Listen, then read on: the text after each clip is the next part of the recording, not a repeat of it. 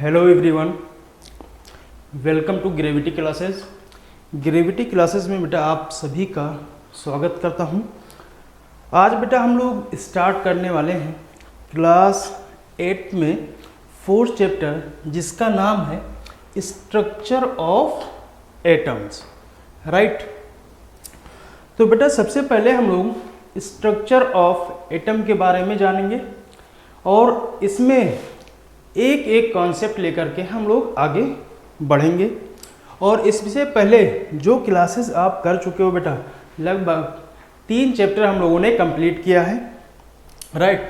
उसमें हम लोगों ने देखा था सबसे पहले मैटर्स के बारे में। किसके बारे में बेटा? मैटर के बारे में। तो अगर हम मैटर को डिफाइन करें तो आपको याद होगा बेटा, कहते हैं एनीथिंग इन विच क्या होना चाहिए बेटा? हैव मास। कोई भी चीज़ है दुनिया की, यूनिवर्स की, उनके पास क्या होना चाहिए? मास होना चाहिए, ऑक्युपाइड स्पेस होना चाहिए और उसे परसीव कर सकते हूँ अपने सेंसेस के द्वारा। तो ये सब चीज़ें कोई भी थिंग्स हो, राइट, उन सबको हम लोग क्या बोलेंगे? मैटर। ये 3 कंडीशंस हम लोगों ने इसमें डिफाइन किया था, 3 कंडीशंस के बेसिस पर। अब उसमें फर्स्ट कंडीशन क्या होना चाहिए बेटा? इनके पास मास होना चाहिए और दूसरी कंडीशन थी ऑक्युपाइड स्पेस होना चाहिए या वॉल्यूम होना चाहिए। राइट। ये 2 कंडीशन बेटा कंपलसरी थी। इसी के बिहाफ पे बेटा हम लोगों ने इनकी डिफिनीशंस बनाई थी। डिफिनीशंस क्या बनी थी? Anything in which have mass, have occupied space and perceive our senses is called senses. और मैटर्स के बारे में हम लोगों ने कुछ क्वेश्चंस भी किए थे। जैसे अगर हम मैटर्स की बात करें बेटा तो चेयर है, बुक है, ठीक है, एनीथिंग, अपने अराउंड जितनी भी चीज़ें देखते हो, मोस्ट ऑफ द थिंग्स क्या है? ये सब मैटर्स हैं। राइट। अगर आप मैटर को बेटा, अगर हम ओल्ड व्यू देखें एटम्स का स्ट्रक्चर के मैटर के बाद, अगर हम इसको क्या करते हैं, अगर मैटर्स को छोटे छोटे पार्टिकल्स में अगर हम क्या करें, डिवाइड करें बेटा, तो आपको मिलता है एटम्स। राइट। तो एटम्स के बारे में सबसे पहले अगर ओल्ड व्यू हम लोग देखते हैं तो सबसे पहले एक इंडियन फिलासफर हुआ करते थे जिसका नाम था महर्षि कन्नड़ साहब। तो महर्षि कन्नड़ साहब ने बेटा, अगर हम इसकी हिस्ट्री को अच्छे से समझें तो महर्षि कन्नड़ साहब कोई साइंटिस्ट नहीं थे, ये एक फिलासफर थे। लेकिन इन्होंने जो बात बोली बाद में वो बात प्रूफ हुआ और वही चीज़ निकला जो इन्होंने बातें की थी। इन्होंने बात क्या की थी बेटा? इन्होंने बोला था मैटर को इन्होंने पदार्थ के नाम से बेटा एक्सप्रेस किया। क्या बोला? पदार्थ। मैटर को इन्होंने बोला था पदार्थ। इन्होंने बोला, आइए देखते हैं महर्षि कन्नड़ के बारे में। तो अगर इसमें देखें, अगर महर्षि कन्नड़ को समझने की कोशिश करें तो इन्होंने एक स्टेटमेंट दिया बेटा। इन्होंने बोला कि जो पदार्थ है, और पदार्थ क्या था आपका? मैटर था। तो पदार्थ को अगर आप डिवाइड करते हो तो एक समय बाद, एक इंटरवल के बाद एक स्टेज ऐसी आती है जो फर्दर डिवाइड नहीं होती है। अब मैटर को अगर क्या करें बेटा, कंटिन्यूअसली आप डिवाइड करते हो तो एक स्टेज आपको ऐसी मिलेगी जो फर्दर डिवाइड नहीं होती है। राइट। और जो फर्दर डिवाइड नहीं हो रही है, इसी को इन्होंने बेटा परमाणु बोला गया। इन्होंने क्या बोला था महर्षि कन्नड़ साहब ने? परमाणु बोला था। अब परमाणु को इन्होंने बोला कि जो परमाणु है, जो स्मॉलेस्ट पार्टिकल है, जो और अधिक पार्ट में डिवाइड नहीं होता है, वो जो परमाणु है उसी को क्या बोला इन्होंने? परमाणु। अब परमाणु को बोला कि ये इंडिविजुअली एग्जिस्ट नहीं करते हैं। तो इन्होंने क्या बोला कि जब एटम्स, परमाणु को ही बाद में क्या किया गया? एटम्स बोला गया। तो परमाणु को एग्रीगेट किया गया, कंबाइन किया गया। ठीक है। तो परमाणु आपस में कंबाइन होकर के मॉलिक्यूल्स का फॉर्मेशन करते हैं और उस मॉलिक्यूल को इन्होंने बोला बेटा अणु। क्या बोला इसको? अणु बोला। राइट। तो आइए देखते हैं महर्षि कन्नड़ के थोड़ा सा हिस्ट्री के बारे में और इनके स्टेटमेंट क्या था। तो इसमें देखिए सबसे पहले आपके पास फिलासफर थे बेटा महर्षि कन्नड़। ये एक साइंटिस्ट नहीं थे, ये क्या थे? फिलासफर थे। राइट। ये है आपके पास फिलासफर महर्षि कन्नड़ साहब। अब देखिएगा इन्होंने स्टेटमेंट दिया। क्या दिया? व्हेन वी डिवाइडेड मैटर्स, अगर मैटर को डिवाइड किया जाए इनटू देयर टाइनी और स्मॉल पार्टिकल्स। कहते हैं बेटा कि अगर मैटर को, पदार्थ को टाइनी पार्टिकल्स में या स्मॉल पार्टिकल्स में डिवाइड किया जाए तो अल्टीमेटली आपको क्या मिलेगी, वी रीच अ स्टेज, एक स्टेज ऐसी आएगी when the matter can not B divide further, जो फर्दर अब डिवाइड नहीं होगा। जैसे फॉर एग्जाम्पल बेटा ये हमने कोई सब्सटेंस लिया, जैसे एक एप्पल ले लिया, तो एप्पल के पास क्या है भाई, इसको हम मान के क्या चल रहे हैं, मैटर है, क्योंकि इनके पास मास है, स्पेस है और इनको हम सेंसेस कर सकते हैं। अब ये आपका जो एप्पल है, एप्पल को बेटा हम लोग क्या कर रहे हैं, इसको डिवाइड करें, इसको क्या करते हैं, ये इसको हम क्या बेटा है, ये हम मान के चल रहे हैं, सपोज ये क्या है, एक मैटर है, राइट, एप्पल। अब इस मैटर को अगर हम डिवाइड करते हैं, मान लेते हैं इसको डिवाइड करें, तो ये और छोटे पार्ट में डिवाइड होगा। अब इसको बेटा और डिवाइड करते हैं तो और छोटा हो जाएगा। अब इसको भी हम डिवाइड करेंगे तो एक स्टेज ऐसी आ गई बेटा कि अब इसको हम डिवाइड नहीं कर सकते हैं, राइट। तो इसी को महर्षि कन्नाड साहब ने बोला कि ये क्या है, ये है आपके पास परमाणु, राइट, ये आपके पास क्या है बेटा, परमाणु है।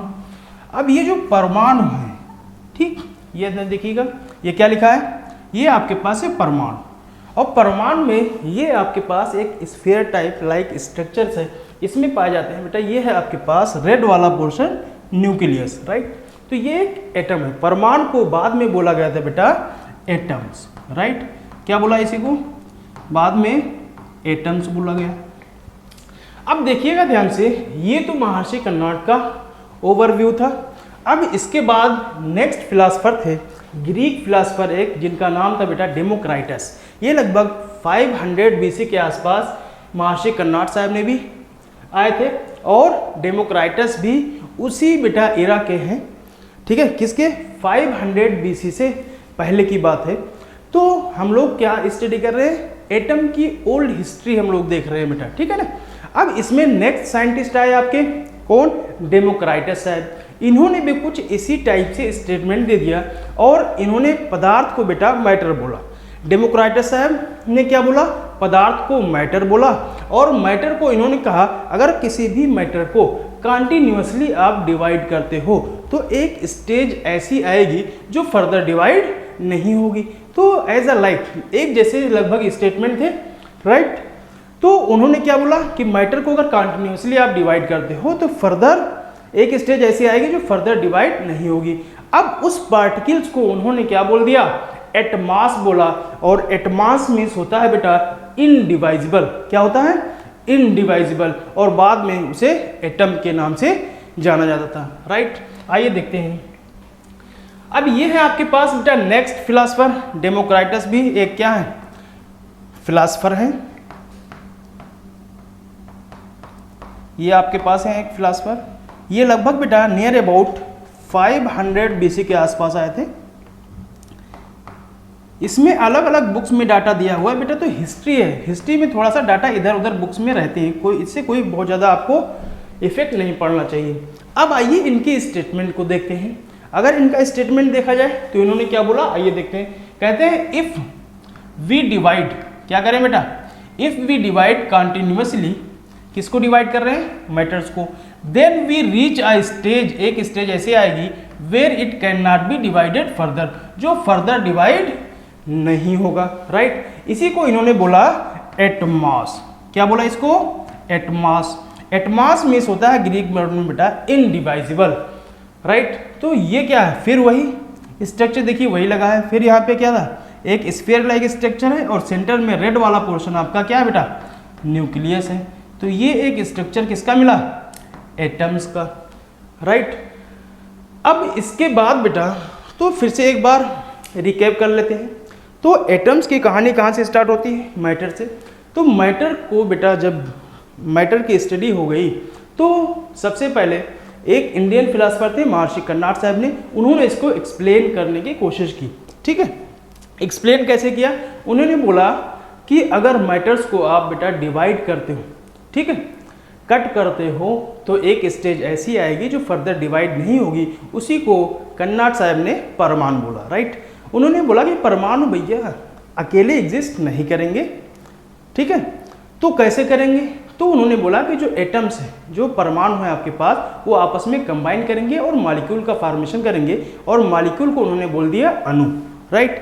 अब उसके बाद आए नेक्स्ट फिलोसफर उसी इरा में, कौन? डेमोक्राइटस साहब। और डेमोक्राइटस साहब ने अपना एक स्टेटमेंट दे दिया कि भैया जो ये है, अगर कोई भी मैटर्स है, अब उन्होंने परमाणु ना बोल करके मैटर बोल दिया उसी चीज़ को। तो मैटर को बोला कि अगर कंटिन्यूअसली आप डिवाइड करते हो तो एक स्टेज ऐसी आएगी जो फर्दर डिवाइड नहीं होगी, तो उसी पार्टिकल्स को उन्होंने बोल दिया एटमॉस, राइट।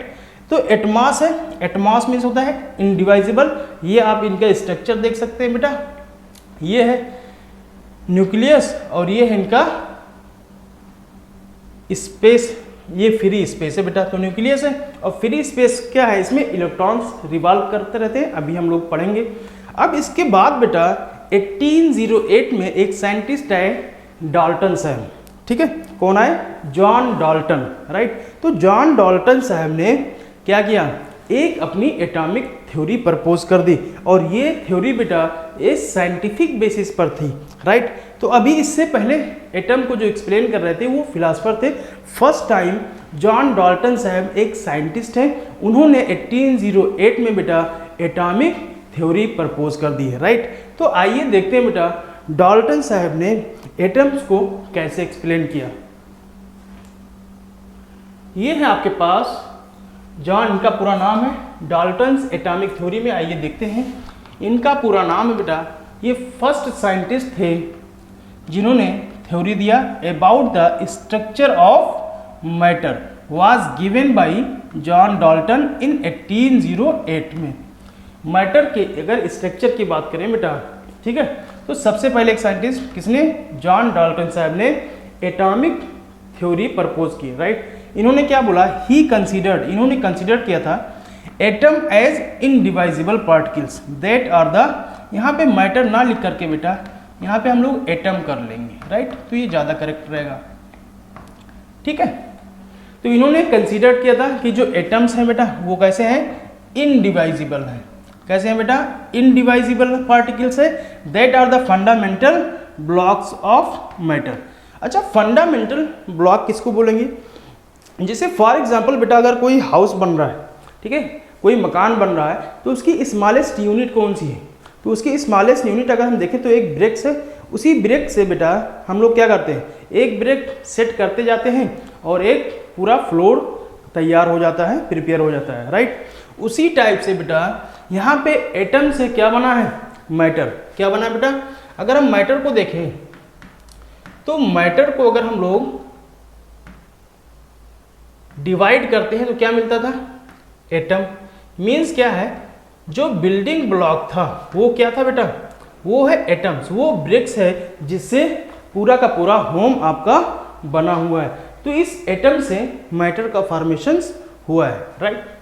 अब इन्होंने बेटा अपना इन्होंने डाल्टन साहब ने कुछ इंपॉर्टेंट पोस्टुलेट दिए अबाउट द एटम। एटम्स के बारे में इन्होंने कुछ इंपॉर्टेंट पोस्टुलेट थे जिसे हम लोग यहाँ पे डिस्कस करेंगे। आइए देखते हैं, ये इनके कुछ मेन पोस्टुलेट हैं बेटा। तो इन्होंने सबसे बोला कि जो आपके पास एलिमेंट्स है या मैटर है वो बना होता है छोटे छोटे टाइनी पार्टिकल से, जिसे हम लोग एटम्स बोलते हैं। क्या बोलते हैं? कि matters are made up of tiny और स्मॉल पार्टिकल्स कॉल्ड एटम्स। या हम मैटर की जगह पे बेटा एलिमेंट ले सकते हैं। एलिमेंट भी एक क्या है? मैटर्स है, ठीक है। तो elements are made up of tiny और स्मॉल पार्टिकल्स कॉल्ड एटम्स। ये तो इनका फर्स्ट पोस्टुलेट था। अगर हम सेकेंड पोस्टुलेट की बात करें तो इन्होंने बोला कि एटम ना तो क्रिएट किए जा सकते हैं और ना डिस्ट्रॉय हो सकते हैं। तो इन्होंने बोला बेटा atoms are not created not destroyed, right. अगर हम थर्ड स्टेटमेंट की बात करें बेटा, कहते हैं atom of same element, atom of same elements are alike in identical mass and chemical properties. अगर हम देखें इसमें थर्ड पोस्टुलेट में, तो उन्होंने बोला बेटा अगर एक एलिमेंट है आपके पास, एक मैटर है, तो मैटर किससे बना होगा? एटम से। तो उसमें जितने भी एटम्स हैं वो सबकी प्रॉपर्टीज, चाहे फिजिकल प्रॉपर्टीज देखें या केमिकल प्रॉपर्टीज देखें, वो क्या होंगे बेटा? आइडेंटिकल होंगे। इसीलिए बुक्स में लिखा रहता है कि अलाइक इन ऑल रेस्पेक्ट, मतलब सभी रेस्पेक्ट में क्या होंगे, सेम होंगे, राइट। इतनी बात उम्मीद करते हैं आपको 3 स्टेटमेंट इनको अच्छे से समझ में आया होगा। जैसे फर्स्ट एग्जांपल एक बार रिकैप कर लेते हैं। फर्स्ट अगर हम देखें स्टेटमेंट, फर्स्ट पोस्टुलेट देखें बेटा, तो इन्होंने क्या बोला कि जो मैटर है या एलिमेंट्स हैं वो किससे बने होते हैं, छोटे छोटे टाइनी पार्टिकल्स या स्मॉल पार्टिकल से बने होते हैं। सेकेंड स्टेटमेंट में इन्होंने बोला कि एटम्स आर इनडिवाइजिबल, या एटम इनडिवाइजिबल है, ना तो इसको क्रिएट किया जा सकता है और ना इसको डिस्ट्रॉय किया जा सकता है, राइट। थर्ड स्टेटमेंट इन्होंने बोला कि अगर किसी भी मैटर, कोई भी मैटर हो या एलिमेंट हो, तो सेम एलिमेंट में जितने भी एटम हैं उनकी प्रॉपर्टीज क्या होगी, सेम होगी, एक जैसी होगी, एक जैसे एटम्स होंगे, राइट। अब इन्होंने फोर्थ स्टेटमेंट में बोला कि अगर डिफरेंट एटम है, तो अगर डिफरेंट आपके पास मैटर है या डिफरेंट एलिमेंट्स हैं, तो उनके जो एटम्स होंगे वो डिफरेंट होंगे। एक ही एलिमेंट के बेटा सभी एटम्स क्या होते हैं, ऑल रेस्पेक्ट में सेम होंगी, बट डिफरेंट एलिमेंट अगर देखा जाए तो डिफरेंट एलिमेंट के एटम्स क्या होंगे, डिफरेंट होंगे, राइट। नेक्स्ट बात बोली कि अगर एटम्स है तो एटम्स अगर कंबाइन करेंगे बेटा तो मॉलिक्यूल्स ऑफ कंपाउंड का फॉर्मेशन होगा, ठीक है। तो एलिमेंट्स अगर कंबाइन करते हैं तो इनका जो कॉम्बिनेशन होगा ये सिंपल होल नंबर रेशियोज में होगा, right. Simple whole number ratios में क्या मतलब है कि जैसे फॉर एग्जांपल बेटा अगर आपके पास वाटर का फॉर्मेशन हुआ, जैसे यहाँ पे आप क्या कर रहे हो, इस स्टेटमेंट में देखना, ये वाला स्टेटमेंट यहाँ लिख रहे हैं, कह रहे हैं जैसे आपका वाटर बना है, वाटर ये आपके पास एक मॉलिक्यूल्स है या मॉलिक्यूल्स ऑफ कंपाउंड्स हैं, राइट। अब ये जो बना होगा ये कैसे बने हैं, यहाँ पे 2 हाइड्रोजन है बेटा और 1 ऑक्सीजन से मिलकर के बने हैं। तो इसका अगर रेशियो देखें तो सिंपल है 2:1, राइट। तो 2:1 जो रेशियो आ रहा है ये क्या है, simple whole number ratio, simple क्या आ रहे हैं, होल नंबर रेशियो, राइट। ये इनका कहना है। फोर्थ स्टेटमेंट में इन्होंने बोला बेटा कि atoms combine in the ratio of small whole number to form compounds. Small whole number में जब एलिमेंट्स या एटम्स कंबाइन करेंगे तो किसका, कंपाउंड का फॉर्मेशन होगा। जैसे फॉर एग्जांपल वाटर की बात हमने की, तो वाटर का जो सिंपल रेशियो है बेटा 2:1 है। अगर यही रेशियो हम चेंज कर दें, अगर इस रेशियो को हम कर लेते 3:1, तो अब वाटर नहीं बनेगा बेटा, राइट। तो इन्होंने क्या बोल दिया फोर्थ स्टेटमेंट कि atoms combine in the ratio of small whole number to form compounds.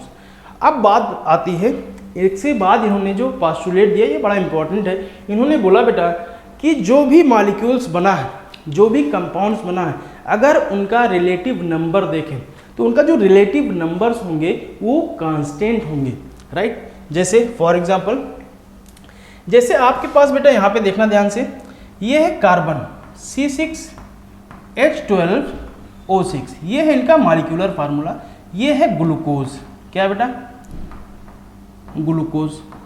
तो जो ग्लूकोज का एलिमेंटल अगर स्टेज देखें तो इसमें क्या क्या है, कार्बन है, हाइड्रोजन है और ऑक्सीजन है, राइट।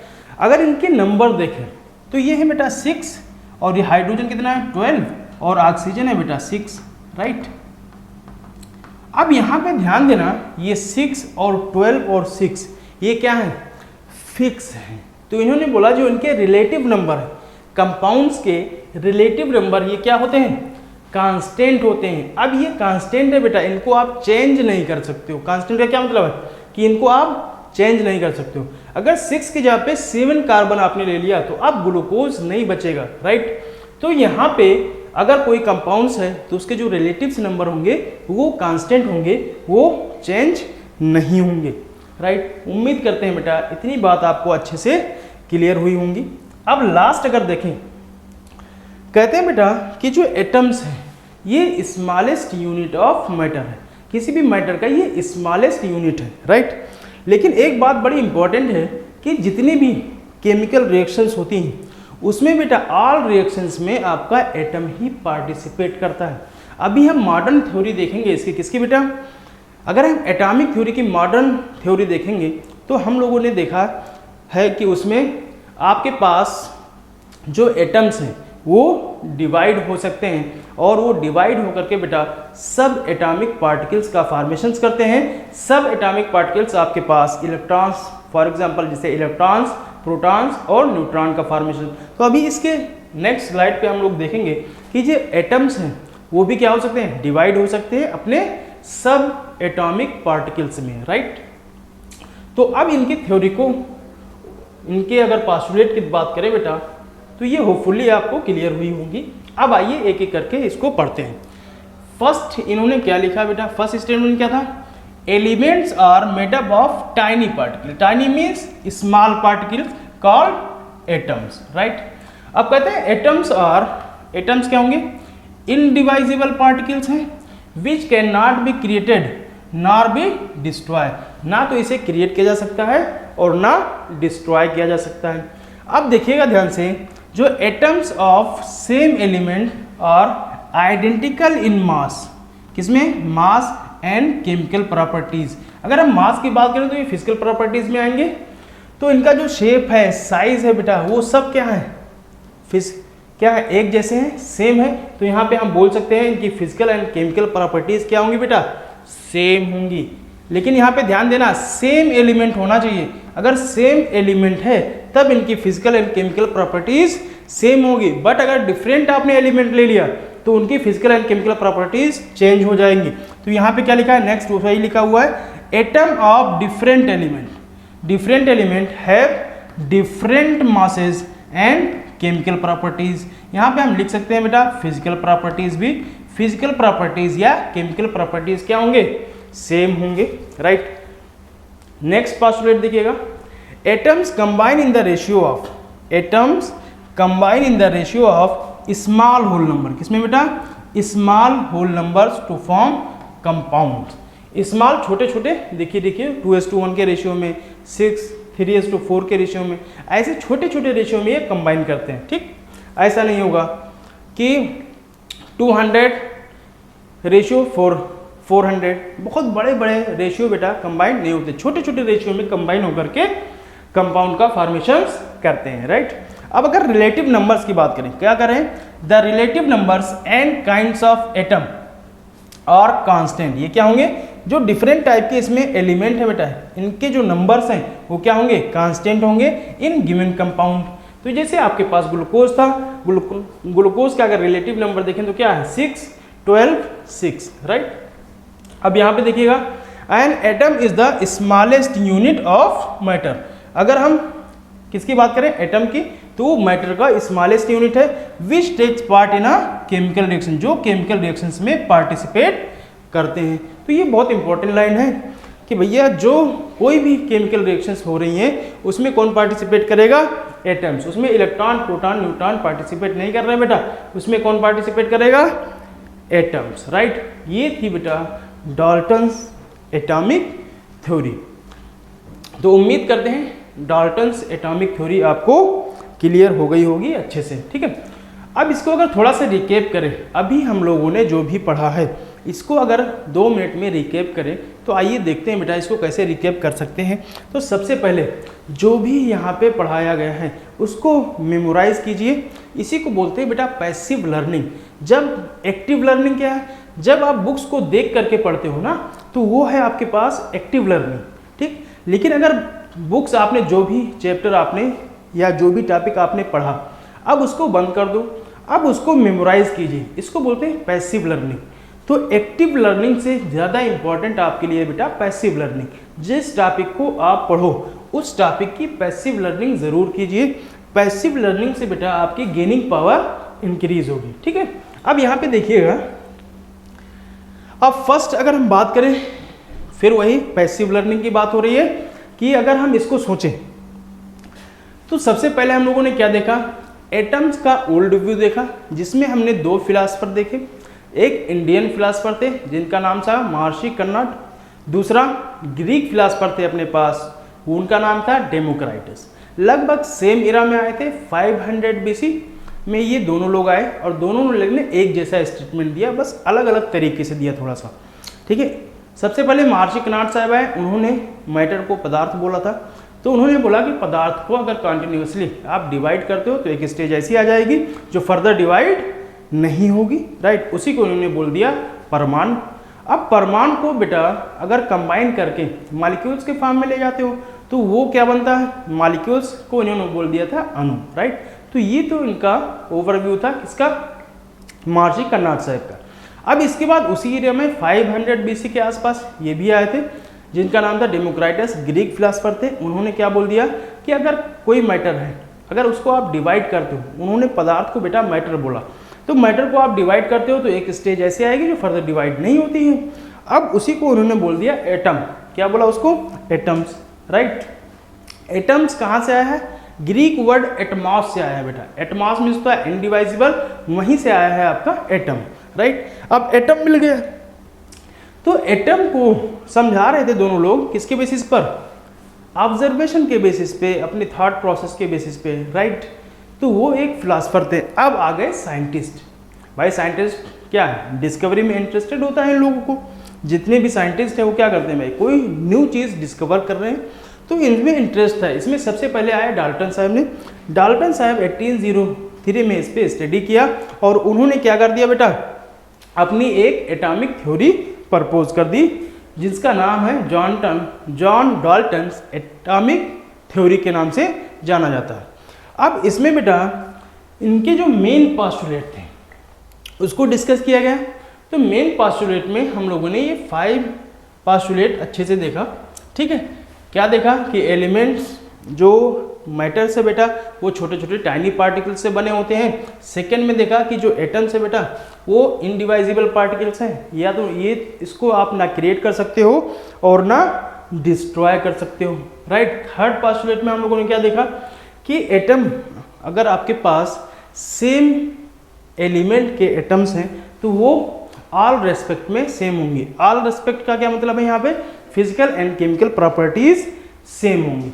अगर हम फोर्थ पास्टुलेट की बात करें बेटा तो इन्होंने बुलवाया atoms combine in the simple whole number ratio to form compounds. Elements बेटा आपस में सिंपल होल नंबर में कंबाइन करके कंपाउंड का फॉर्मेशंस करते हैं। और इन्होंने इसके बाद बोला बेटा कि कोई जो कंपाउंड्स बने हैं बेटा इनके अगर रिलेटिव नंबर्स की बात किया जाए तो इनके रिलेटिव नंबर क्या होंगे, कांस्टेंट होंगे, ये चेंज नहीं हो पाएंगे, राइट। लास्ट स्टेटमेंट इन्होंने बोला कि जो आपके पास मैटर है उसका जो स्मॉलेस्ट पार्टिकल है वो एटम है, और एटम क्या करता है बेटा, केमिकल रिएक्शंस में पार्टिसिपेट करता है। तो इतनी बात हुई है आज बेटा। अब इसके बाद हम लोग चलेंगे नेक्स्ट। आइए इन्हीं से रिलेटेड कुछ यहाँ पे फोटोग्राफ लगे हुए हैं, इस फोटोग्राफ के हेल्प से भी इसको एक बार फील करते हैं। जैसे अगर देखें बेटा इनका एलिमेंट है, कोई एक एलिमेंट है, उनके एटम्स दिखाए गए हैं। ये क्या है, एक सिंगल एलिमेंट के एटम्स दिखाए गए हैं। मान लेते हैं आपके पास एलिमेंट था x, ये क्या है x, एक एलिमेंट है, और एलिमेंट क्या है बेटा, मैटर है। तो जो एलिमेंट्स या मैटर्स हैं इनके आपको एटम्स दिखाए गए हैं।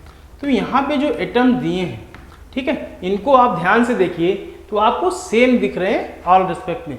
तो ये लिखा हुआ है an element is a made up of atoms. जो एलिमेंट है किससे बने हैं बेटा, एटम से मिलकर के बने हैं। All atom of a given element, जो भी एलिमेंट है उसके सभी एलिमेंट कैसे हैं, आइडेंटिकल हैं। तो ये आपको दिख रहा होगा कि क्या है, सभी एटम्स बेटा एक जैसे हैं। सॉरी। अब यहाँ पे देखिएगा सेकंड,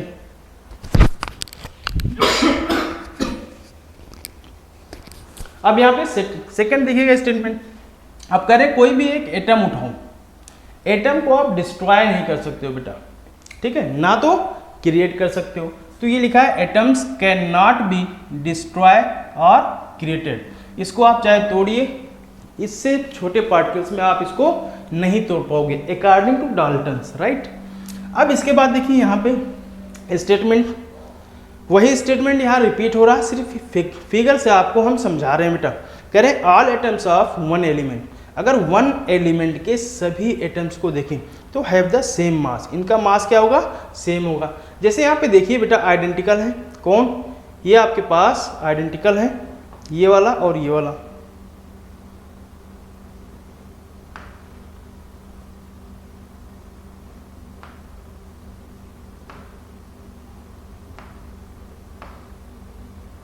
एक सेकेंड,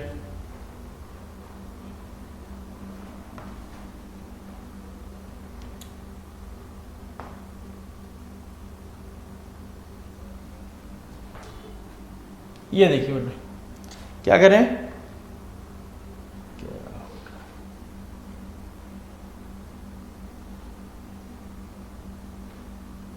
अब यहाँ पे देखिएगा कह रहे हैं जो सेम एलिमेंट है आपके पास उनके एटम्स देखिए, एक एटम ये है, एक एटम इधर है, राइट। अब इन दोनों एटम्स को देखा जाए तो ये कैसे हैं, आइडेंटिकल है, एक जैसे हैं, इनका मास भी क्या है, सेम है। बट यहाँ पे ध्यान दीजिएगा ये दूसरा जो वेट वाला लिखा है यहाँ पे डिफरेंट पार्टिकल्स है, एक पार्टिकल्स ये है, एक एटम्स ये है, यह पार्टिकल्स है, राइट। अब इनका वेट देखिए बेटा क्या है, डिफरेंट है, तो यही लिखा है atoms of two different element have different masses, right. अब नेक्स्ट स्टेटमेंट देखिएगा कह रहे एटम्स ऑफ डिफरेंट एलिमेंट, यहाँ पे ध्यान देना बेटा, यहाँ पे जो लगा है दो एटम तो सेम है, ये वाला और ये वाला क्या है, ये है बेटा सेम, बट ये वाला आपके पास क्या है, ये है आपके पास डिफरेंट एटम, राइट। रेड वाला, दो ब्लू लगे एक रेड लगा है, तो ये है डिफरेंट और दो है सेम, तो कह रहे हैं एटम ऑफ डिफरेंट एलिमेंट में combine in the ratio of small whole number to form compounds. क्या कर रहे हैं, अगर डिफरेंट एलिमेंट्स हैं तो ये मे भी कंबाइन कर सकते, मे बी नॉट, मतलब कंबाइन करेंगे तो सिंपल होल नंबर रेशियोस में ही करेंगे, राइट।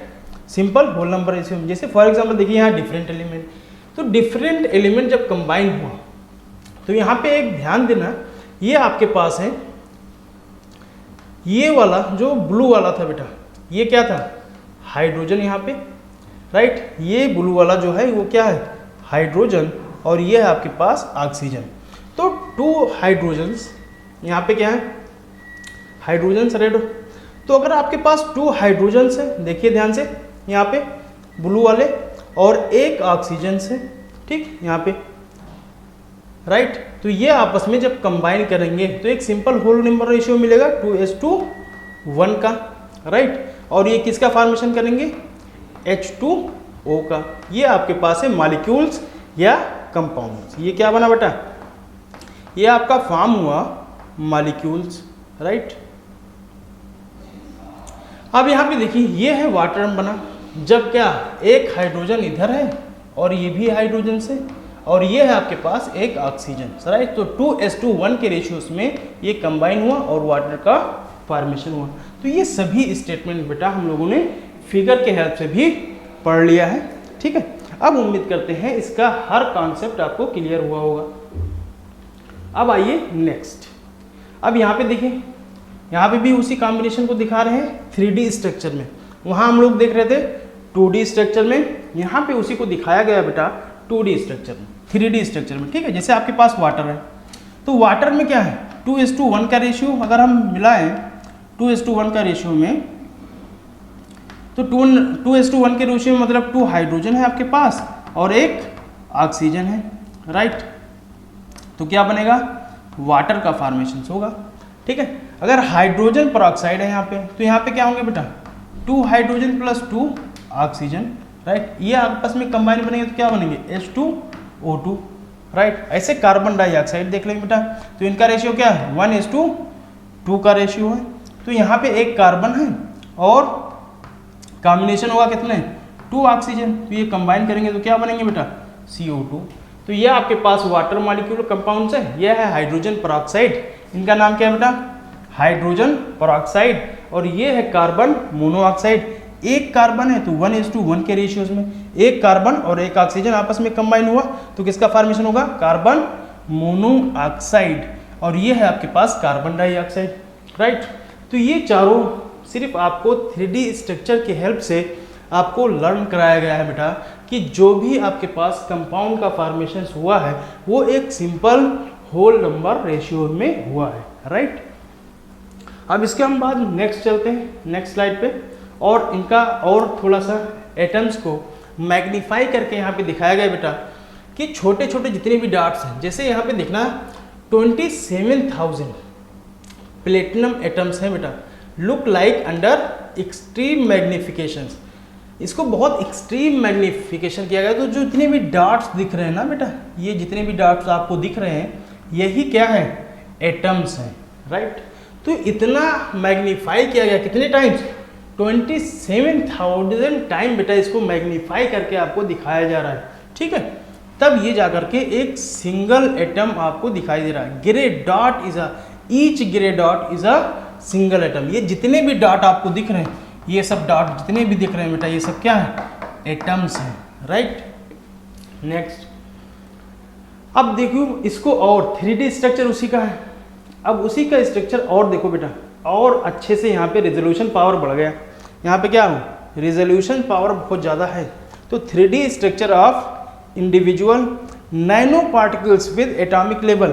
अगर एटॉमिक लेवल पे देखें तो ये एक नैनो पार्टिकल्स, नैनो बहुत छोटा है बेटा, 10 की पावर -9 मीटर बेटा, इतना छोटा है, ठीक है ना। तो इसको क्या है, मैग्नीफाई किया गया, इसका रेजोल्यूशन बढ़ाया गया है बेटा, कि आप बहुत छोटा पार्टिकल है उसको बहुत बड़े पार्टिकल में चेंज किया गया, ठीक है, with the help of instrument, right. या इलेक्ट्रॉन माइक्रोस्कोप भी इसके लिए यूज़ करते हैं। तो ये जो आपके पास रेजोल्यूशन पावर से दिखाए गए, तो अब आपको अच्छे से यहाँ पे दिख रहा होगा जितने भी डॉट्स हैं, ये स्फीयर लाइक स्ट्रक्चर है। ये जितने भी डॉट्स आपको दिख रहे हैं बेटा, ये सब के सब क्या है, एटम्स, राइट। अब आते हैं नेक्स्ट, अब कुछ इनकी contradiction Dalton atomic theory by the modern atomic theory.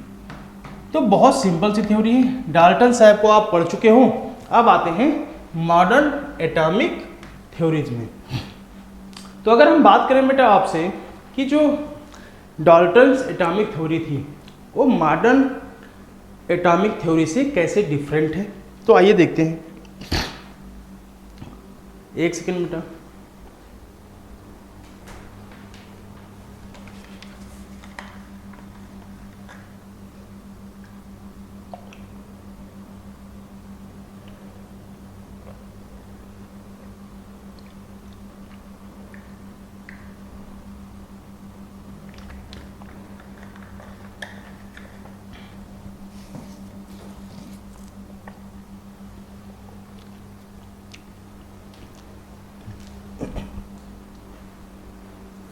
आइए देखते हैं। अगर हम बात करें बेटा डाल्टन्स एटॉमिक थ्योरी की और मॉडर्न एटॉमिक थ्योरी की, तो इनको कंपेयर करना है। तो डाल्टन साहब ने बोला था कि जो एटम्स है बेटा ये क्या है, इनडिवाइजिबल है। और जो मॉडर्न थ्योरी आई इसमें क्या देखा गया कि जो एटम है बेटा ये डिवाइजिबल है। इसलिए डाल्टन्स के लिए आता है कि जो एटम्स है इनडेस्ट्रक्टिबल है, बुक्स में आपको मिलेगा, ये बुक्स वाला टर्म बोल रहे हैं, इनडेस्ट्रक्टिबल है। और जो आपकी मॉडर्न थ्योरी है इसमें कहा गया है कि एटम्स जो है वो डिस्ट्रक्टेबल है। मीन्स क्या है कि एटम जो है वो डिवाइड हो सकते हैं। डाल्टन साहब ने क्या बोला कि एटम डिवाइड नहीं हो सकते हैं, और मॉडर्न थ्योरी क्या बोल रही है कि एटम्स डिवाइड हो सकते हैं, राइट। अब सेकंड देखिएगा, इन्होंने बोला कि atoms are indivisible smallest particle of an element. किसमें, डाल्टन साहब ने। पहली बात देखो बोला था एटम्स आर इंडेस्ट्रक्टिबल, और एटम्स मॉडर्न में क्या देखा गया, डिस्ट्रक्टिबल है। तो इन्होंने बोला उसी से लिया गया है, an atom is the indivisible smallest particle of an element. ये हम लोग पीछे पढ़ चुके हैं स्लाइड में। एटम्स आर, इन्होंने बोल दिया मॉडर्न थ्योरी में क्या देखी गई, atoms are divisible and consist of proton, electrons and neutrons. ये सब क्या है बेटा, ये है आपके पास सब एटॉमिक पार्टिकल्स। क्या है, सब एटॉमिक पार्टिकल्स, राइट। कौन, इलेक्ट्रॉन, प्रोटॉन और न्यूट्रॉन।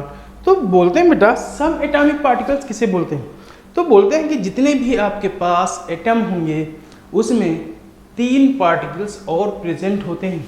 इलेक्ट्रॉन्स, प्रोटॉन और न्यूट्रॉन्स सभी में प्रेजेंट होते हैं एक्सेप्ट हाइड्रोजन। अगर हाइड्रोजन को छोड़ दें तो जितने भी आपके पास एलिमेंट्स मिलेंगे सभी के एटम में क्या पाए जाएंगे, इलेक्ट्रॉन, प्रोटॉन, न्यूट्रॉन्स पाए जाते हैं। इसी को सब एटॉमिक पार्टिकल से नाम से जानते हैं, ठीक है। अब आते हैं लास्ट, इन्होंने क्या बोला कि atom of the same element, जो सेम एलिमेंट्स के एटम हैं वो एक जैसे होते हैं, ठीक है। इन ऑल रेस्पेक्ट, सभी रेस्पेक्ट में क्या थे, एक जैसे थे। उनकी फिजिकल एंड केमिकल प्रॉपर्टी हम लोग क्या देखते थे बेटा, एक जैसे। राइट। लेकिन मॉडर्न थ्योरी में क्या देखा गया, atoms of the same element में नॉट बी अलाइक, एक जैसे नहीं होते हैं, क्योंकि बेटा डाल्टन साहब के इरा में, इनके पीरियड तक आइसोबार्स और आइसोटोप की डिस्कवरी नहीं हुई थी, राइट। अगर हम आइसोटोप की बात करें तो ऐसे एलिमेंट जिनका एटॉमिक नंबर बेटा सेम होता है और एटॉमिक मास डिफरेंट होता है, ऐसे एलिमेंट क्या कहलाते हैं, आइसोटोप, राइट। आइसोबार की बात करें तो ऐसे स्पीसीज या ऐसे एलिमेंट बेटा जिसका एटॉमिक मास क्या हो, सेम हो और एटॉमिक नंबर डिफरेंट हो, वो कहलाते हैं एटॉमिक, क्या कहलाएंगे, आइसोबार्स। तो आइसोटोप और आइसोबार की डिस्कवरी नहीं हुई थी, राइट। तो इन्होंने बोला था कि ये सभी रिस्पेक्ट में सेम है, लेकिन जब इनकी डिस्कवरी हो गई तो क्या देखा गया, जैसे फॉर एग्जांपल बेटा अगर हम एक आइसोटोप की बात करें तो आपके पास हाइड्रोजन है, तो ये 3 आइसोटोप इनके प्रेजेंट होते हैं, 1H1, 1H2 और 1H3, राइट। ये आपके पास 1H1 वाला है, इसका नाम है प्रोटियम, इसका नाम होता है ड्यूटेरियम, इनका नाम है ट्राइटियम, राइट। क्या है, प्रोटियम, ड्यूटेरियम, ट्राइटियम, ठीक। अब यहाँ पे देखिए एटॉमिक नंबर सबका सेम है, सभी हाइड्रोजन से, लेकिन एटॉमिक मास इनका डिफरेंट हो गया। और इन्होंने क्या बोला था बेटा डाल्टन साहब ने कि इनके मास क्या होते हैं, सेम होंगे, लेकिन इनको आइसोटोप की जानकारी नहीं थी बेटा। लेकिन जैसे आइसोटोप की डिस्कवरी हो गई तो क्या देखा गया कि एटॉमिक मास तो डिफरेंट आ रहा है, तो इनकी थ्योरी यहाँ से फेल हो गई, राइट। तो अब एक्सेप्ट कौन किया, किस थ्योरी को किया गया, मॉडर्न एटॉमिक थ्योरी को, राइट। तो ये था इनमें डिफरेंस बेटा। तो अगर हम इसकी बात करें डाल्टन एटॉमिक थ्योरी की, तो इन्होंने क्या बोल दिया था कि जो एटम्स है वो इंडेस्ट्रक्टिबल है, इसको आप डिवाइड नहीं कर सकते हो छोटे पार्टिकल्स में। लेकिन ये फेल हो गई थ्योरी कब, जब मॉडर्न थ्योरी आई, तो इसमें देखा गया कि जो एटम्स को हम क्या कर सकते हैं, डिवाइड कर सकते हैं छोटे छोटे उनके पार्टिकल्स में, जिसे हम किसके नाम से जानते हैं, सब एटॉमिक पार्टिकल के नाम से जानते हैं, जिसमें आता है बेटा electrons, protons, neutrons, right. Second इन्होंने बोला ये जो पार्टिकल्स हैं वो कैसे हैं, इनडिवाइजिबल है, ये इन्होंने बोल दिया डिवाइजिबल। और एक बोला इन्होंने कि atoms of the same element और अलाइक इन ऑल रिस्पेक्ट। इनका स्टेटमेंट क्या था बेटा कि जो एटम्स हैं किसी भी एलिमेंट के, जितने भी एटम्स हैं वो क्या हैं, ऑल रिस्पेक्ट में सब क्या होंगे, सेम होंगे। जैसे मास में देखा जाए, साइज में देखा जाए, शेप में देखा जाए, ये सब कैसे होंगे बेटा, सेम होंगे। लेकिन जब मॉडर्न थ्योरी आई तो इनका मास डिफरेंट आया, क्यों, आइसोटोप की डिस्कवरी हो गई बेटा। और आइसोटोप क्या होते हैं, ऐसे एलिमेंट जिसका atomic number same but atomic weight या एटॉमिक मास डिफरेंट होते हैं, वो क्या कहलाते हैं, एक दूसरे के आइसोटोप कहलाते हैं। अब आइसोटोप की डिस्कवरी के बाद आपको एटॉमिक मास डिफरेंट दिखा, तो वो थ्योरी डाल्टन साहब की स्टेटमेंट फेल हो गया बेटा। तो नया स्टेटमेंट बना, क्या बना बेटा, atoms of the same element may not be alike as seen in case of isotope, right. अब इसके बाद चलते हैं थोड़ा सा, अब कुछ क्वेश्चन लेते हैं यहाँ से। कहते हैं जैसे व्हाट इज एन एटम, ये सब होमवर्क है बेटा, ये सब आपको होमवर्क में करना है, ये हमने काफ़ी डिस्कस किया हुआ है, ठीक, बहुत अच्छे से डिस्कस किया हुआ है। एटम्स को आपको डिफाइन करना है और कॉपी में नोट करना है और इसको आपको चेक करवाना है। व्हाट इज एन एटम, रुक जाओ, क्वेश्चन इसके नेक्स्ट वाली स्लाइड में लगा हुआ है, यहाँ से रुक जाओ, अभी एटम को थोड़ा सा और समझ लेते हैं। यहाँ से बेटा इसके नेक्स्ट स्लाइड में, आगे स्लाइड में क्वेश्चंस लगे हुए हैं, ठीक है। यहाँ पे हम लोग थोड़ा सा समझेंगे एटम्स के बारे में और डीप। कहते हैं बेटा the atom is basic unit of matter. अभी हम लोगों ने क्या देखा था कि जो एटम है वो basic unit of matter, matter की क्या है बेटा, बेसिक यूनिट या smallest unit, right, that consist of a nucleus. इनके पास क्या होंगे बेटा, न्यूक्लियस होंगे और उनके पास सराउंडेड बाई एन इलेक्ट्रॉन्स। आइए देखते हैं, जैसे कोई भी एटम्स हो, एनी एटम्स बेटा, तो उनके पास क्या है, न्यूक्लियस होगा और सराउंडेड स्पेस होता है जिसमें बेटा, जिसको हम बोलते हैं ऑर्बिट या शेल, और इसमें क्या करते हैं, इलेक्ट्रॉन्स न्यूक्लियस के अराउंड रिवॉल्व करते रहते हैं। जैसे यहाँ पे क्या है, ये ऑर्बिट्स में इलेक्ट्रॉन्स प्रेजेंट होते हैं और ये क्या करते रहते हैं बेटा, रिवॉल्व, न्यूक्लियस के अराउंड रिवॉल्व करते रहते हैं। ये है एक एटम का स्ट्रक्चर, एटम है बेटा, एटम का स्ट्रक्चर। तो इसमें क्या होंगे, न्यूक्लियस है और सराउंडेड स्पेस है। इसी स्पेस को हम लोग क्या बोलते हैं, अब इसको 2D में बनाया गया है तो इसको बोल देते हैं ऑर्बिट या शेल, राइट। लेकिन ये एक्चुअली में होता क्या है, 3D स्ट्रक्चर है बेटा, 3D में होता है, ठीक है, ऑर्बिट, और इसी को शेल के नाम से भी जाना जाता है, ठीक है। अब ये जो एटम है आपके पास, इनके पास क्या है, न्यूक्लियस और सराउंडेड इलेक्ट्रॉन। तो न्यूक्लियस में बेटा क्या होंगे, यहाँ पे होते हैं प्रोटॉन और न्यूट्रॉन्स, प्लस क्या होंगे, न्यूट्रॉन्स, राइट। अब प्रोटॉन और न्यूट्रॉन्स को बेटा कलेक्टिवली बोला जाता है न्यूक्लियॉन्स। दोनों को मिला करके हम लोग क्या बोलते हैं, न्यूक्लियॉन्स, राइट। तो यहाँ पे देखिएगा, first point, the atom is a basic unit of matter that consist of a nucleus and surrounded by electrons. तो उम्मीद करते हैं आपको अच्छे से क्लियर हुआ होगा। आपके पास कोई भी एटम है बेटा, उसका न्यूक्लियस होगा सेंटर में, तो सेंटर में जो न्यूक्लियस है, तो न्यूक्लियस किससे बना है, प्रोटॉन और न्यूट्रॉन से मिलकर के, और इसको कलेक्टिवली हम लोग बोल देते हैं न्यूक्लियॉन्स, राइट। अब एटम का जो सराउंडेड स्पेस है वो आपका कहलाता है ऑर्बिट और शेल, जिसमें इलेक्ट्रॉन न्यूक्लियस के अराउंड रिवॉल्व करते रहते हैं। अब आता है नेक्स्ट, करें does not exist independently. Atom के बारे में करें, does not exist independently except noble gases.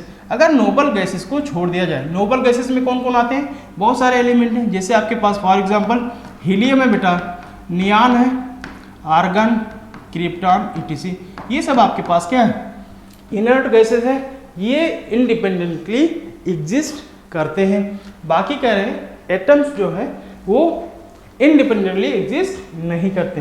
तो इसके लिए स्टेटमेंट हम ये भी बोल सकते हैं बेटा कि जो आपके पास एटम्स हैं वो मे और मे नॉट भी एग्जिस्ट इंडिपेंडेंटली, इंडिपेंडेंटली एग्जिस्ट कर भी सकता है और नहीं भी कर सकता है। क्यों, कुछ एलिमेंट्स अगर एक्सेप्शन आ गए तो दोनों स्टेटमेंट सही हो जाएगा। अब ये आपके पास जैसे नोबल गैसेस है, मेटल्स हैं आपके पास बेटा, जैसे सोडियम है, पोटेशियम है, मैग्नीशियम है, ये सब क्या है, ये सब बेटा सिंगल यूनिट में एग्जिस्ट करते हैं, राइट। तो एटम्स अगर यूजुअली बोला जाए तो इंडिपेंडेंटली एग्जिस्ट नहीं करते हैं। तो कैसे करेंगे, एटम्स अब कंबाइन होकर के मॉलिक्यूल का फॉर्मेशन करेंगे और मॉलिक्यूल एग्जिस्ट करेगा इंडिपेंडेंटली, राइट। अब यहाँ पे देखिए, ये 3D स्ट्रक्चर है बेटा, ये है आपके पास न्यूक्लियस, और न्यूक्लियस में क्या है, प्रोटॉन और न्यूट्रॉन्स, राइट। इनको कलेक्टिवली क्या बोला जाता था, न्यूक्लियॉन्स। ये है आपके पास न्यूक्लियॉन्स। ये है बेटा ऑर्बिट या शेल जो 3D स्पेस में मूव कर रहा है, और ये न्यूक्लियस, न्यूक्लियस में क्या है, प्रोटॉन और न्यूट्रॉन्स, राइट। तो उम्मीद करते हैं ये सभी कॉन्सेप्ट आपको अच्छे से समझ में आ रहा होगा। अब आते हैं कुछ क्वेश्चन यहाँ लगे, जैसे व्हाट इज एन एटम। फिर अभी एटम्स को और दूसरे तरीके से समझा रहे हैं। आइए देखिए, कहते हैं बेटा over 99.94 of the atoms mass in the nucleus. कहते हैं जो भी, जैसे यहाँ पे देखिए कोई भी एटम्स है आपके पास, तो उसका मास देखा जाए, ये क्या था आपके पास ऑर्बिट, और ये है आपके पास न्यूक्लियस। तो न्यूक्लियस में बेटा प्रोटॉन क्या थे, प्रोटॉन और न्यूट्रॉन्स, राइट। अब इसी की वजह से बेटा एटम का मास होता है। तो देखो यहाँ पे क्या लिखा है, 99%, 99.99%, यहाँ 94 है, और भी अलग अलग बुक्स में डाटा आपको मिलेगा। 99.9% बेटा क्या है, यहाँ पे जो इसका मास है एटम्स का, वो सेंट्राइज होता है, सेंटर में होता है, मीन्स न्यूक्लियस में होता है। तो ये लिखा है mass is in the nucleus. कह रहे एवरी एटम्स, यहाँ पे ध्यान देना, every atom is composed of a nucleus. कह रहे कोई भी एवरी एटम, प्रत्येक एटम वो किससे बना होगा, न्यूक्लियस से, एंड वन और मोर electrons that revolve around the nucleus. और न्यूक्लियस के अराउंड 1 इलेक्ट्रॉन्स हो सकते हैं या मोर देन 1 इलेक्ट्रॉन्स रिवॉल्व करते रहते हैं, राइट। जैसे फॉर एग्जांपल यहाँ पे देखना, the nucleus is made of proton. अगर हम हाइड्रोजन की बात करें एंड न्यूट्रॉन्स, तो न्यूक्लियस किससे किससे बना होता है, ये हम लोग पहले भी डिस्कस कर चुके हैं, प्रोटॉन और न्यूट्रॉन से बना होता है, एक्सेप्ट एक एक्सेप्शन है बेटा हाइड्रोजन। हाइड्रोजन में न्यूट्रॉन एब्सेंट होता है और प्रोटॉन सिर्फ प्रेजेंट होंगे। अगर हाइड्रोजन में बेटा न्यूट्रल एटम है तो जितने प्रोटॉन उतने ही प्रोटॉन इक्वल टू क्या हो जाएंगे, इलेक्ट्रॉन्स। कब, जब ये आपका न्यूट्रल हो। कोई भी न्यूट्रल स्पीसीज के लिए, न्यूट्रल एटम के लिए, न्यूट्रल एटम के लिए बेटा प्रोटॉन और वही इक्वल टू होता है इलेक्ट्रॉन्स। जितने प्रोटॉन्स होंगे उतने ही इलेक्ट्रॉन्स प्रेजेंट होते हैं। ऐसा क्यों होता है कि एटम्स को स्टेबल होना है, तो स्टेबल होने के लिए न्यूट्रल होना चाहता है बेटा। तो जितने प्रोटॉन होंगे उतने ही अगर इलेक्ट्रॉन्स प्रेजेंट हैं तो आपका एटम्स क्या होगा, न्यूट्रल होगा, या हम बोल सकते हैं स्टेबल होगा, राइट। अब यहाँ पे देखिएगा नेक्स्ट क्या करें, the protons have a positive electric charge. भैया आपके पास जो प्रोटॉन था उस पर कौन सा चार्ज है, देखो यहाँ पे लगा भी है, पॉजिटिव चार्ज है। कह रहे हैं the electrons have a negative charge. Electrons पे क्या होते हैं, नेगेटिव इलेक्ट्रॉनिक चार्ज होते हैं। प्रोटॉन इसीलिए शो करते हैं बेटा पी पॉजिटिव से। क्यों, क्योंकि आपके पास जो प्रोटॉन है वो पॉजिटिव इन नेचर के हैं और जो इलेक्ट्रॉन्स हैं वो नेगेटिव इन नेचर के, इसलिए ई नेगेटिव से इसको डिनोट किया जाता है। कह रहे हैं and the neutrons have no electric charge, और न्यूट्रॉन्स को डिनोट करते हैं N0 से। इसके मतलब क्या है, इस पर कोई चार्ज नहीं है बेटा, मास है, चार्ज नहीं, ठीक है। Protons and neutrons are called, इसी को क्या बोलते हैं, न्यूक्लियॉन्स। इन सब को हम लोगों ने डिस्कस किया था। प्रोटॉन और न्यूट्रॉन को कलेक्टिवली क्या बोलते थे, न्यूक्लियॉन्स। अब ये कई बार हो चुका है तो उम्मीद करते हैं आपको यहीं पे क्लास में याद हो गया होगा, ठीक है ना। अब आइए नेक्स्ट एक डायग्राम से और देखते हैं। ये आपके पास क्या थे बेटा, देखो ये है आपके पास शेल, क्या है, शेल। ये देखो ऑर्बिट या शेल, ये क्या है, ऑर्बिट है या इसी को हम बोलते हैं शेल बेटा, ठीक है ना। ये देखो यहाँ पे लिखा है इलेक्ट्रॉन शेल। क्यों इलेक्ट्रॉन शेल क्यों लिख रहे हैं, क्योंकि शेल्स में है प्रेजेंट बेटा इलेक्ट्रॉन्स, इसलिए इलेक्ट्रॉन शेल के नाम से भी लिख सकते हैं, कोई दिक्कत नहीं। इलेक्ट्रॉन शेल्स या ऑर्बिट, ठीक है। ये है आपके पास इलेक्ट्रॉन्स जो रिवॉल्व कर रहे हैं बेटा इसमें, ऑर्बिट्स में या शेल्स में। और ये आपके पास है न्यूक्लियस, और न्यूक्लियस में देखो दो कलर है, एक आपके पास है, मान लेते हैं ये प्रोटॉन है, तो दूसरा वाला क्या होगा, न्यूट्रॉन्स, राइट। तो यहाँ पे यही डॉट दिखाया गया है कि ये जो है ब्लू वाला ये क्या है बेटा, इलेक्ट्रॉन्स, ये नेगेटिव चार्ज है। और ये जो येलो वाला है यहाँ पे देखना, ये है आपके पास न्यूट्रॉन्स जो N0 से रिप्रेजेंट किया जा रहा है। और यहाँ पे देखना जो रेड वाला है ये है आपके पास प्रोटॉन जो P पॉजिटिव से रिप्रेजेंट किया जा रहा है। और ये आपका पूरा का पूरा क्या है, न्यूक्लियस। ये क्या है बेटा, न्यूक्लियस। तो न्यूक्लियस में क्या प्रेजेंट है, प्रोटॉन और न्यूट्रॉन्स, इन्हीं को कलेक्टिवली हम लोग क्या बोल देंगे, न्यूक्लियॉन्स। ये सब टर्म बहुत इंपॉर्टेंट है आगे क्लासेस के लिए बेटा, ये सब टर्म आपको आगे क्लासेस से कनेक्ट कर लेंगे। और जब आपको कनेक्टिविटी आ जाती है तो मेमोराइज करना, याद रखना बेटा इजी रहता है, राइट। अब यहाँ से उम्मीद करते हैं आपको अच्छे से समझ में आया होगा। क्या लिखा है देखिए ध्यान से, एटम्स आर बिल्ट ऑफ 3 सब एटॉमिक पार्टिकल्स।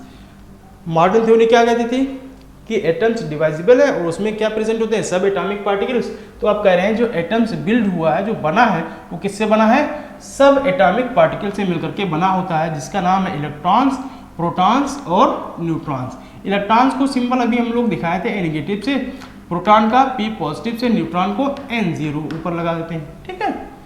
ये सब इनके सिंबल्स हैं। होपफुली बेटा आपको अच्छे से इतनी बात समझ में आई होगी। आइए देखते हैं नेक्स्ट। अब एटम को देखिए और भी विजुलाइज कराया जा रहा है आपको। देखिए यहाँ पे क्या है, ये आपके पास न्यूक्लियस है, ये आपके पास पॉजिटिव चार्ज मीन्स प्रोटॉन, और ये आपके पास क्या होगा, न्यूट्रॉन्स, राइट। अब ध्यान दीजिएगा यहाँ पे क्या लिखा है, ये आपके पास है न्यूक्लियस, ठीक। और न्यूक्लियस में ध्यान दीजिए ये है आपका पूरा का पूरा एटम्स। एटम्स में ये है बेटा आपके पास ऑर्बिट, और इस पे क्या है, ये है इलेक्ट्रॉन्स। इलेक्ट्रॉन्स इसमें रिवॉल्व कर रहा है न्यूक्लियस के अराउंड। अब देखिएगा ये है रिवॉल्विंग इलेक्ट्रॉन्स, कौन सा, ये वाला, ठीक। ये है आपके पास एटम्स, ये देखो रिवॉल्व कर रहा है, ये इलेक्ट्रॉन से रिवॉल्विंग इलेक्ट्रॉन जो रिवॉल्व कर रहे हैं बेटा। ठीक, नेक्स्ट देखिएगा, ये क्या था आपके पास, ये इनके नाम्स हैं, ये है आपके पास न्यूट्रॉन्स, ये हैं प्रोटॉन्स, और न्यूट्रॉन और प्रोटॉन को बेटा हम लोग कलेक्टिवली बोलते हैं न्यूक्लियॉन्स, राइट। अब आते हैं कुछ क्वेश्चंस हैं, इन क्वेश्चंस को डील कर लेते हैं। जैसे इसमें फर्स्ट क्वेश्चन दे रहा है बेटा, if an atom contains 1 electrons and 1 protons will it carry any charge और नॉट। क्या बोल रहे हैं, अगर किसी एटम पे बेटा 1 इलेक्ट्रॉन्स है और 1 प्रोटॉन्स है, मीन्स क्या हुआ, इस एटम पर कोई चार्ज, ये एटम बेटा कोई चार्ज कैरी करेगा या नहीं करेगा। तो कॉमन सेंस की बात है बेटा, अगर एक ही एटम पर 1 इलेक्ट्रॉन 1 प्रोटॉन, मीन्स क्या है, वो न्यूट्रल होगा। और न्यूट्रल हम लोग क्या देख रहे थे कि न्यूट्रल मीन्स क्या है, इस पर कोई चार्ज नहीं होगा। तो यहाँ पे हम क्या लिख सकते हैं बेटा, नो चार्ज। क्या होगा, नो चार्ज।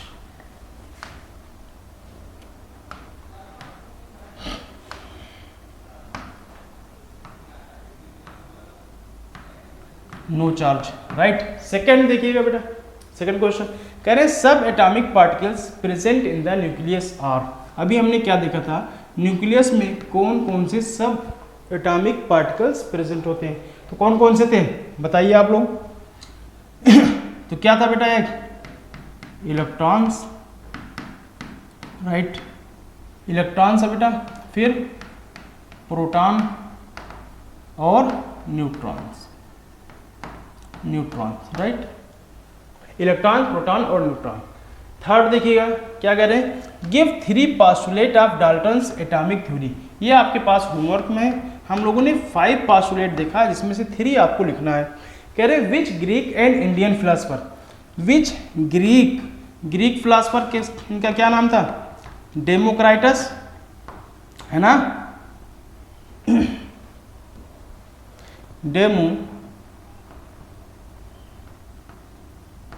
क्राइटस, राइट।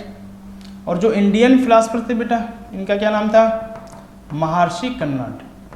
क्या थे ये, महर्षि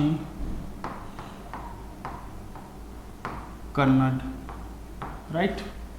कह रहे first try to explain the atom, atoms को एक्सप्लेन करने वाले एक फर्स्ट इंडियन का नाम क्या था बेटा, महर्षि कन्नड साहब थे। और ग्रीक फिलोसफर कौन से थे, डेमोक्राइटस, जिन्होंने क्या किया था, एटम को फर्स्ट टाइम एक्सप्लेन किया। लास्ट क्वेश्चन देखिए क्या कह रहे हैं, in which part of the atom atomic mass is concentrated. Atomic है बेटा, एटम्स मास, क्या पूछ रहा है, एटम्स के जो मास है वो कहाँ पे कंसंट्रेटेड होते हैं, तो याद कीजिए कहाँ पे कंसंट्रेटेड है, न्यूक्लियस में, राइट। कहाँ पे होंगे बेटा, न्यूक्लियस में, राइट। तो होपफुली बेटा आपको ये पूरी बातें अच्छे से समझ में आई होंगी। अब इसके बाद हम लोग पढ़ेंगे डिस्कवरी ऑफ जो सब एटॉमिक पार्टिकल्स बेटा आपने देखा, ठीक है, कौन कौन से देखा, इलेक्ट्रॉन्स, प्रोटॉन और न्यूट्रॉन्स को। अब इनकी डिस्कवरी की बात हम लोग करेंगे एक एक करके, नेक्स्ट बेटा हम लोग क्लासेस में इनको अच्छे से डिस्कस करेंगे, क्योंकि यहाँ से बेटा अगर हम स्टार्ट करेंगे तो टाइम है बहुत कम, ठीक है, 10 मिनट और बचे हैं, उसमें बहुत ज़्यादा सॉल्व नहीं हो पाएगा, ठीक है। तो इसका सेकंड पार्ट हम लोग पढ़ेंगे discoveries of electrons, protons and neutrons. तो आज यहीं तक रखते हैं बेटा। Thank you very much, thank you, धन्यवाद, शुक्रिया।